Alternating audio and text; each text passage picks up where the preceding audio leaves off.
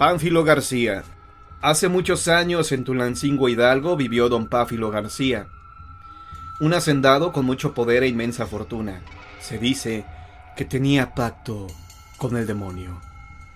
Él era dueño de 99 haciendas. Después de varios intentos por obtener más, se dio cuenta que no le era posible, porque al querer adquirir una más, le pasaba algo a su persona, como cortarse, caerse, etc. Esto lo orilló a comprarse un rancho, que está en el municipio de Singilucan, Hidalgo. Esta nueva propiedad contaba con túneles, pasadizos y cuevas, que solo él conocía, y siempre se refugiaba ahí, a tal grado que pasaban semanas sin que nadie supiera de él. La persona que entraba a buscarlo nunca se le volvía a ver. Su propia hija no lo podía encontrar porque ni a ella le contaba sus secretos.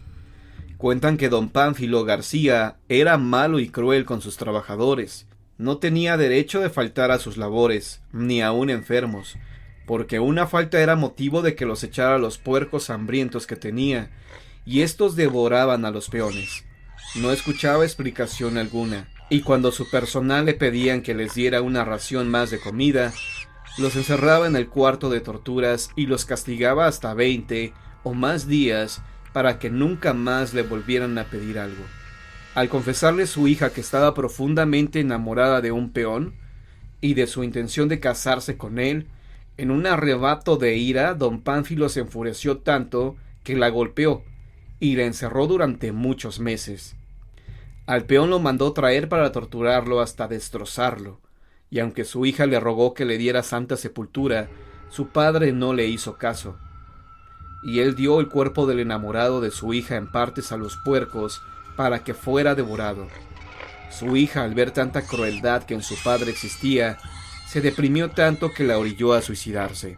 Pánfilo no pudo con tan gran pena, ya que su hija era lo que más amaba en el mundo. Poco tiempo después se enfermó. Mandaba traer doctores de muchas partes. Estos, al conocer su posible fin, preferían huir, pues si no lo curaban, los arrojaba a los ya famosos puercos. Cada día que pasaba se enfermaba más y más. Todo era de tristeza. Hasta que murió dejando una enorme fortuna, de la cual ninguna persona podía tomar ni un centavo, ya que los que se atrevieron murieron. Después de escuchar el replicar de las campanas por mucho tiempo, el pueblo al fin se pudo reunir para darle una santa sepultura. En el momento de salir de la iglesia cayó una tremenda tormenta, por lo cual se tuvo que esperar por varias horas para seguir el cortejo. Cuando iban llegando al cementerio, la caja empezó a rechinar con mucha fuerza. Los asistentes al sepelio, aunque estaban muy asustados, no se retiraban hasta que lo terminaran de sepultar. Y se llevaron tremenda sorpresa, pues cuando lo enterraban, era inmediatamente expulsado el féretro a la superficie. Después de varios intentos de enterrarlo, sin tener éxito aún, acordaron entre todo el pueblo que los peones que le fueron más fieles lo llevaran a las montañas más lejanas que pudieran, cargando todo su oro, joyas y dinero. Y así cargaron varios burros y a don Pánfilo García lo llevaron en una carreta. Después de dejarlo en esos lugares, los peones regresaron en los burros, ya que se pretendía enterrarlo con toda su fortuna. Dicen cuando iban en camino, los senderos se abrían y los burros empezaron a caer al vacío, y de la caja se escuchaban lamentos y rechinidos muy fuertes que se podían escuchar a lo lejos. Al llegar al lugar que habían acordado para sepultarlo los peones, nunca pudieron abandonarlo para poder regresar, y a la gente que iba a buscarlos la atacaban y decidieron quedarse junto a su amo como ermitaños. Después que murieron ellos, quedaron plasmados en piedra y con cara de horror de lo que seguramente vivieron con el paso del tiempo. La zona se encuentra al oriente de Tulancingo, a un lado del cerro El Yolo. Dicen que parte de su fortuna está enterrada en el jardín de la hacienda Exquitlán, cuidada por los duendes que aún moran en ella. La persona que puede entrar cuando haya luna llena y a las 12 de la noche cabe exactamente donde esté la sombra de la cruz de la capilla, antes de ser devorado por los duendes, será el dueño de la fortuna de don Pánfilo García. Dicen que los santos de la capilla están ofrendados al demonio, pues los adoraban. Hasta los angelitos en lugar de arpa tienen un trinche, y la Virgen está con las manos en el pecho, adorando con la mirada hacia abajo. La novia Vicenta. Corría el mes de junio de 1888. Vicenta Muñoz y Manuel García iniciaron los preparativos para su boda. La mujer compró su traje de novia y solicitaron al sacerdote de la iglesia San Juan de Dios que los casara a finales de mes. Todo era felicidad para la feliz pareja, pues pronto harían realidad su sueño. Todas las noches Manuel visitaba a su amada. Seguían haciendo planes y cada vez veían más cercana la fecha de su boda. Se despedía de ella dándole un beso en la frente. Fue durante la madrugada del 18 de junio de 1888 cuando en León, Guanajuato, se desató una tormenta que arrasó con todo. La ciudad se inundó y derribó casas, mató animales y personas. Manuel despertó por los truenos y pensó en inmediato en su prometida. «Dios mío, ¿estará bien?». La angustia comenzó a invadirlo y sin poder esperar al día siguiente, salió de su casa rumbo a la de Vicenta. No pudo llegar esa madrugada, pues todo estaba devastado. El nivel de agua era alto, lo que imposibilitaba avanzar. No hubo más que esperar hasta que descendiera el nivel del agua. Manuel, conforme se acercaba a la casa de Vicenta, se horrorizó con lo que vio. Muerte en todas partes. Llegó a la casa de Vicenta. Gritó su nombre, pero no recibió respuesta. El agua comenzaba a descender. Dentro de la vivienda los muebles estaban movidos por la fuerza de la corriente. Debajo de unos tablones estaba su prometida, muerta. Manuel quedó destrozado ante esta pérdida. Le dio cristiana sepultura en el Panteón San Nicolás y escribió el siguiente epitafio. Vicenta Muñoz quiso ser esposa idolatrada, mas llamándola del cielo de improviso, la corona cambió de desposada por la cruz sin fin del paraíso. Recuerdo de su prometido Manuel García. A los pocos meses, Manuel no resistió más la pena y se suicidó. Se ha dicho que hasta el día de hoy, durante las madrugadas más frías, se manifiesta el fantasma de Vicenta, vestida de novia en la iglesia donde contraerían nupcias. Al igual, han visto al espectro de Manuel García vestido elegantemente, pero nunca han visto a los dos juntos. Parecería entonces que Manuel y Vicenta no pudieron continuar con su amor en el más allá.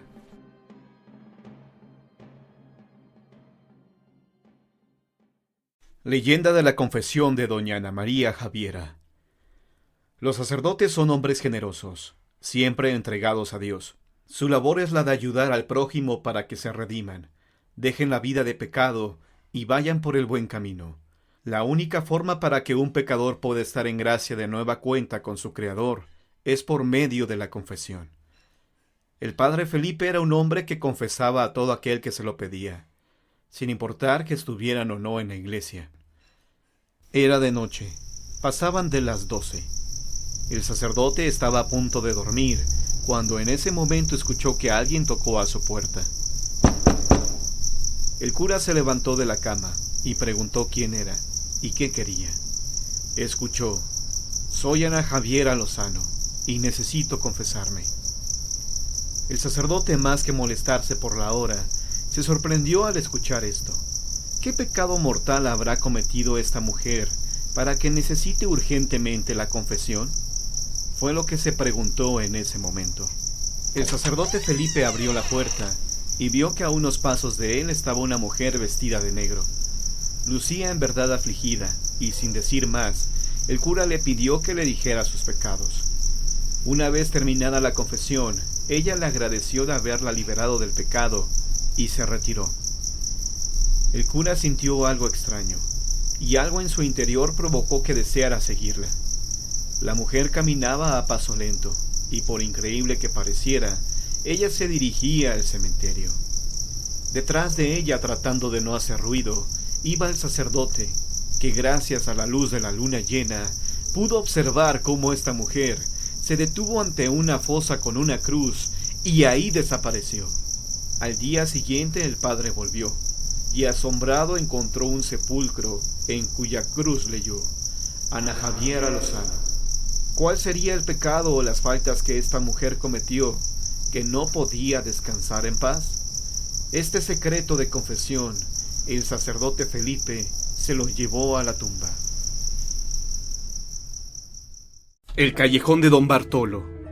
El callejón de Don Bartolo era un lugar en donde justamente habitaba un individuo con ese nombre, al que los queretanos apodaban el Segoviano, debido a que su familia se había trasladado desde Europa hasta la Nueva España. El sujeto, por cierto de edad avanzada, vivía únicamente con su hermana, quien hacía las veces de ama de llaves. A Don Bartolo no le hacía falta nada, dado a que se dedicaba a prestarle dinero tanto a personas de la clase alta como a hombres trabajadores. Se dice que era un hombre bastante reservado al que solamente se le podía abordar el día de su cumpleaños, fecha en la que, por cierto, abría las puertas de su hogar a todo el mundo. En la fecha de su aniversario de vida, acostumbraba hacer un brindis, el cual iba más o menos así: brindo por mi salud, por la de mi hermana y por el 20 de mayo de 1701. No sabría qué decirles, pero a partir de la fecha mencionada, nadie volvió a saber nada de Don Bartolo. Es más, los adultos mayores de Querétaro, a quien esta leyenda les fue contada por sus bisabuelos, decían que aquel hombre tenía un pacto con el Señor de la Noche, es decir, con el diablo. La bruja Doña Paz, Durango. Se cuenta que por el año de 1645 vivió Doña Paz. Ella era una mujer resentida con el mundo, porque no había alguien que creyera en los poderes que decía poseer. Harta de su situación, a la bruja se le ocurrió una gran idea: organizar una revuelta contra el gobierno en la que participaran todos los líderes indígenas de la región del Tizonazo, mediante la cual ella recuperaría su poder. Mediante embustes y artimañas, consiguió poner a todos los habitantes del pueblo de su lado, y logró tal éxito que muchos la vieron como la mejor hechicera de la región. Todo salió tan bien que los sublevados del Tizonazo quisieron hacer su propio gabinete, por lo que eligieron como jefe a un indígena muy astuto y malicioso, y que en memoria del jesuita que lo bautizó, se hacía llamar Jerónimo de Morante. El cargo de capitán le fue otorgado a Nicolás Stauri, alias Pies de Liebre, pues según cuentan, era tremendamente ágil.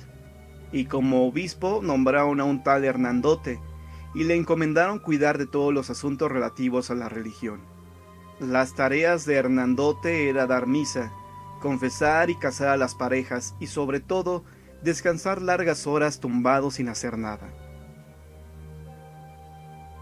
Pero el personaje más importante en ese gobierno era la bruja Doña Paz, la gran jefa. Todas las fechorías que ocurrían en la región eran comandadas personalmente por ella. Los españoles y los indígenas que no habían querido participar en su juego sufrían las consecuencias de sus malvados poderes.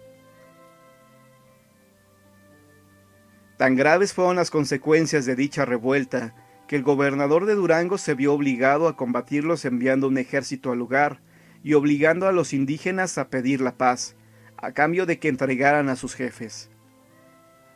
Pero los cabecillas era gente muy leal a su jefa, pues lo que menos querían era delatar a la vieja bruja, ya que temían que ella se convirtiera en lechuza, sapo o rata para enterarse de todo lo que dijeran o hicieran, y eso realmente los asustaba mucho.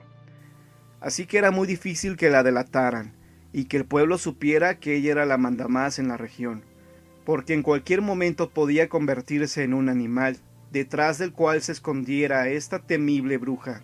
Sin embargo, Pies de Liebre, que era tan ligero como audaz, fue quien se decidió a delatarla. Gracias a esto, la bruja maligna fue encerrada y sentenciada a muerte. así como algunos de los principales rebeldes que también habían participado en las revueltas. Aunque a la bruja Doña Paz se le dio la pena máxima y ya estaba acordado que sería ahorcada, alguien comentó que esa muerte parecía poca cosa para ella, pues era muy rápida, y de lo que se trataba era de que Doña Paz sufriera dolorosamente. Así, la muerte lenta ideada para la mujer corrió a cargo de un hombre que la odiaba, por lo que sugirió cortarla en pedacitos, ya que el propósito era que sufriera como ella había hecho sufrir a los demás. No faltó quien propusiera que la mataran a pedradas, pero alguien dijo que eso no tenía chiste, pues muy probablemente morirían con la primera, y el sufrimiento sería realmente muy poco. Pero la ejecución se pospuso, ya que los sublevados que todavía luchaban habían logrado llegar hasta terrenos de Chihuahua. Sus actividades eran sanguinarias, mataban a cuanto español se les atravesara en el camino, asaltaban rancherías, quemaban cementeras y otras tantas fechorías. Se necesitaron grandes esfuerzos para apaciguar tanta guerra, y una vez impuesta nuevamente la calma, se volvió a pensar en la manera en que matarían a la bruja, quien en tanto en la cárcel trataba por todos los medios de convertirse en ratón, sapo o lechuza, pero no lo lograba. Seguía siendo la misma mujer de siempre, pero sin poder. Alguien comentó que los dolores del veneno eran terribles para quien los padecía, y que por lo tanto, ese podía ser un excelente castigo, de modo que un día le llevaron un veneno, pero este no le hizo ni cosquillas. También se les ocurrió darle una bebida que contuviera vidrio molido y cicuta, el mismo veneno que mató a Sócrates, con el que todo el mundo pensó las tripas le reventarían, pero se volvieron a equivocar. La mortal bebida no le hizo ningún efecto. Después de mucho darle vueltas, decidieron regresar al método propuesto inicialmente, es decir, a la ejecución en la horca, y así procedieron. La mujer, justo cuando iba al patíbulo, gritaba: ¡Malditos!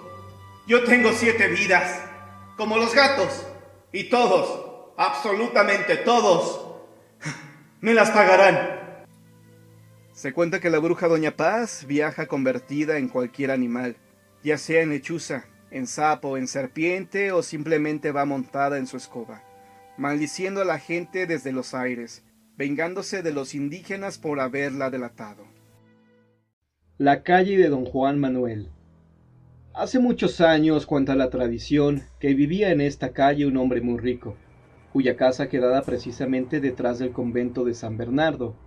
Este hombre se llamaba Don Juan Manuel, y estaba casado con una mujer tan virtuosa como bella, pero aquel hombre, en medio de sus riquezas y al lado de una gran esposa, no era feliz a causa de no haber tenido sucesión. La tristeza lo consumía, el fastidio lo exasperaba, y para hallar algún consuelo resolvió consagrarse a las prácticas religiosas. Pero tanto que, no conforme con asistir casi todo el día a la iglesia, intentó separarse de su esposa y entrar fraile a San Francisco. Con este objeto envió por un sobrino que residía en España para que administrara sus negocios. Pronto llegó el pariente, y pronto también concibió don Juan Manuel celos terribles, tan terribles que una noche invocó al diablo y le prometió entregarle su alma si le proporcionaba el medio de descubrir al que creía lo estaba deshonrando. El diablo acudió solícito y le ordenó que saliera de su casa a las 11 de la misma noche y matara al primero que encontrara. El diablo acudió pronto y le ordenó que saliera de su casa a las 11 de esa misma noche y matara al primero que encontrara. Así lo hizo don Juan, y al día siguiente, cuando creyó estar vengado, se encontraba satisfecho. El demonio se le volvió a presentar y le dijo que aquel individuo que había asesinado era inocente, pero que siguiera saliendo todas las noches y continuara matando hasta que él se le apareciera junto al cadáver del culpable. Don Juan obedeció sin replicar. Noche con noche salía de su casa, bajaba las escaleras, atravesaba el patio, abría el postigo del zaguán, se recargaba en el muro y, envuelto en una hacha capa, esperaba tranquilo a las víctimas. Entonces no había alumbrado, y en medio de la oscuridad y del silencio de la noche se oían lejanos pasos. Después aparecía el bulto de un transeúnte, a quien, acercándose don Juan, le preguntaba: «Perdone usted, ¿qué horas son?». Las 11. Dichoso aquel que sabe la hora en que muere. Brillaba el puñal en las tinieblas. Se escuchaba un grito sofocado, el golpe de un cuerpo que caía, y el asesino, mudo, impasible, volvía a abrir el póstigo, atravesando de nuevo el patio de la casa. Subía las escaleras y se recogía en su habitación. La ciudad amanecía consternada. Todas las mañanas en dicha calle recogía la ronda un cadáver, y nadie podía explicarse el misterio de aquellos asesinatos tan espantosos como frecuentes. En uno de tantos días muy temprano condujo la ronda un cadáver a la casa de don Juan Manuel, y éste contempló y reconoció a su sobrino, al que tanto quería, y al que debía la conservación de su fortuna. Don Juan al verlo trató de disimular, pero un terrible remordimiento conmovió todo su ser. Y pálido, tembloroso, arrepentido, fue al convento de San Francisco, entró a la celda de un sabio y santo religioso, y arrojándose a sus pies y abrazándose a sus rodillas, le confesó todos sus pecados, sus crímenes, engendrados por el espíritu de Lucifer, a quien había prometido entregar su ánima. El reverendo lo escuchó con la tranquilidad del juez y con la serenidad del justo, y luego que hubo concluido don Juan, le mandó por penitencia que durante 3 noches consecutivas fuera a las 11 en punto a rezar un rosario al pie de la horca, en descargo de sus faltas y para poder absolverlo de sus culpas.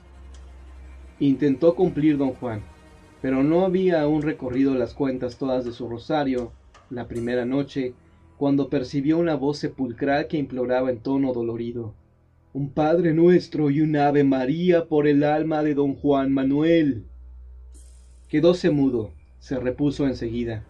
Fue a su casa y sin cerrar un minuto los ojos esperó el alba para ir a comunicar al confesor lo que había escuchado. Vuelva esta misma noche, le dijo el religioso. Considere que esto ha sido dispuesto por el que todo lo sabe para salvar su ánima, y reflexione que el miedo se lo ha inspirado el demonio como un ardid para apartarlo del buen camino, y haga la señal de la cruz cuando sienta espanto. Humilde, sumiso y obediente, don Juan estuvo a las 11 en punto en la horca, pero aún no había comenzado a rezar cuando vio un cortejo de fantasmas, que con cirios encendidos conducían su propio cadáver en un ataúd. Más muerto que vivo, tembloroso y desencajado, se presentó al otro día en el convento de San Francisco. «Padre», le dijo, «por Dios, por su santa y bendita madre, antes de morirme concédame la absolución». El religioso se hallaba conmovido, y juzgando que sería falta de caridad de retar más el perdón, le absolvió al fin, exigiéndole por última vez que esa misma noche fuera a rezar el rosario que le faltaba. Lo que fue del penitente no lo dice la leyenda. ¿Qué pasó ahí? Nadie lo sabe, y solo agrega la tradición que al amanecer se encontraba colgado de la horca pública un cadáver. Era del muy rico señor don Juan Manuel de Solórzano, privado que había sido del marqués de Cadereyta. El pueblo dijo entonces que a don Juan Manuel lo habían colgado los ángeles, y la tradición lo repite y lo seguirá repitiendo por los siglos de los siglos. Los 15 años de Cintia. Se llamaba Cintia Villaney. Era una chica dulce, amable y muy pero muy respetuosa. Todos le decían ser el orgullo del pueblo, pues sacaba buenas notas y ganó las olimpiadas de conocimiento. Sus padres estaban tan orgullosos que decidieron juntar para su fiesta de 15 años, pues Cintia es lo que más anhelaba. Faltaban 7 días para su fiesta. Ya tenían todo preparado. Se encontraban cenando tranquilamente. «Cariño, ¿sabes qué falta?», dijo su madre con una sonrisa en sus labios. «¿Qué falta?», preguntó Cintia con una cara de asombro. «Un hermoso anuncio de color rosa», dijo la madre con voz chillona. «¡Claro!», contestó Cintia juntando sus manos en su rostro. «Mañana vas a comprar un enorme trozo de unicel, y aquí lo pintamos de color rosa», dijo su madre mientras se llevaba un trozo de carne a la boca. Cintia asintió emocionada. Al día siguiente, al salir de la secundaria, Cintia se dirigió a una tienda de artículos para manualidades. Dieron las 6 de la tarde. Después, las 10 de la noche, y Cynthia no llegaba a su casa. Sus padres desesperados, su madre entre lágrimas, pero su hija nunca llegó. Todos los del pueblo se reunieron en búsqueda de Cynthia, pero no la encontraron, sino 2 días antes de su fiesta de 15 años. La ropa de Cynthia estaba toda destrozada, y su cuerpo, dentro de un contenedor de basura, con un corte en su cuello. Su cuerpo olía a putrefacción, y las ratas y gusanos empezaron a comerse su rostro poco a poco. Estaba irreconocible. Cynthia Vianney había perdido la vida. La madre de Cynthia decidió cancelar la fiesta, pero el padre se negó y dijo que su hija no había fallecido y estaría ahí presente y saludaría cordialmente a todos sus invitados. La madre no quiso decirle nada y siguió en pie la fiesta de Cynthia. El día llegó, todos estaban felices, aunque estaban conscientes de que nunca llegaría Cynthia. Lo hacían por el padre que invitó a todos muy feliz. Tal vez estaba loco, tal vez para él su hija no había fallecido. Estaban todos felices, pero vieron a una hermosa chica con vestido rosa, muy bonito. La miraron a los ojos y vieron a nada más y nada menos que a la hermosa Cynthia, luciendo hermosa, pero aterradora, porque su vestido tenía manchas de sangre. ¿Lo ven? Les dije que vendría, dijo el padre de Cynthia bailando y riéndose. Todos estaban boquiabiertos, pero nunca tuvieron miedo del fantasma de Cynthia. Cynthia saludó cortésmente a todos sus invitados, bailó su vals y dando las 12 desapareció entre toda la gente. Cynthia Vianney disfrutó de su fiesta de 15 años. Algunos dicen que vino del más allá para vengarse, pero lo cierto es que disfrutó de su sueño, y eso es lo único que importa.